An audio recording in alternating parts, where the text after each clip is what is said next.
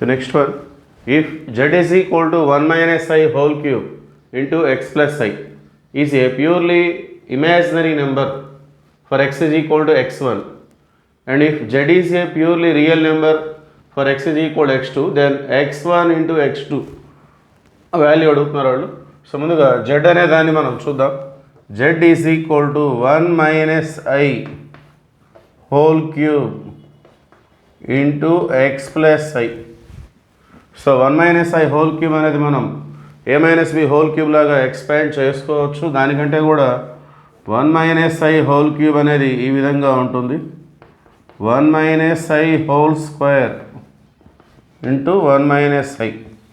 So 1 minus i whole square అంటే మనకి formula -2i.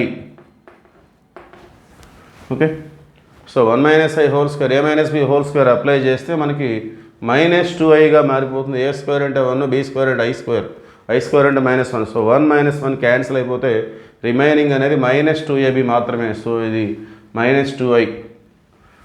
So దీన్ని సింప్లిఫై చేస్తే -2i into -i 2i square, i square అంటే -1, 2 - 1 -2 -2i into 1 -2i. So టోటల్గా 1 minus i whole cube వరకు -2 -2i.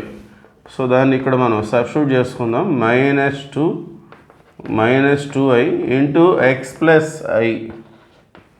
So ఇవి కూడా మనం మల్టిప్లై చేద్దాం.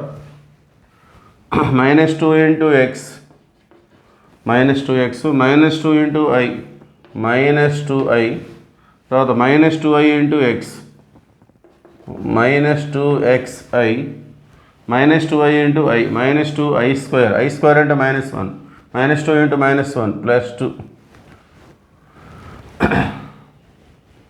సో ఈ విధంగా ఉంది. దీన్ని మనం రియల్ ఇమాజినరీగా సపరేట్ చేసుకున్నట్లయితే సో 2 - 2x అంతవరకు అది రియల్ పార్ట్.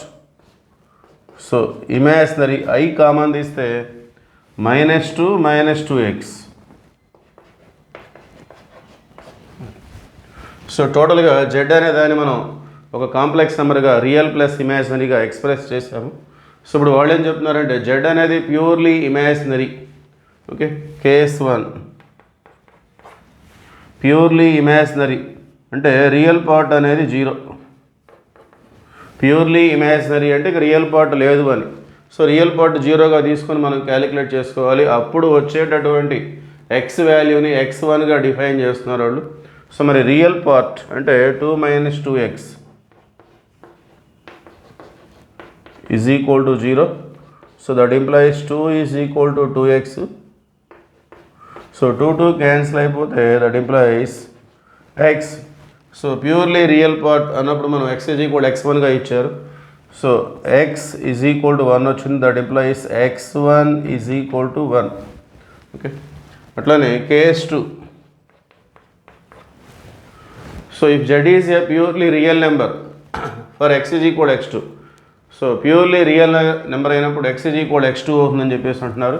మరి ప్యూర్లీ రియల్ అంటే ఇమాజినరీ పార్ట్ 0గా తీసుకోవాలి.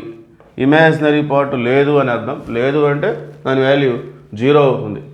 సో మరి ఇక్కడ ఇమాజినరీ అంటే -2 -2x. సో దాన్ని మనం 0గా తీసుకుంటాం. That implies -2 is equal to 2x. So 2 cancel. That implies x is equal to -1 this time, which is x2. This is given as. So therefore మనం find చేయాల్సింది x1 x2. ఈ రెండు multiply చేస్తే ఏమొస్తుంది? So 1 into -1 is equal to -1 is the required answer. So therefore option A.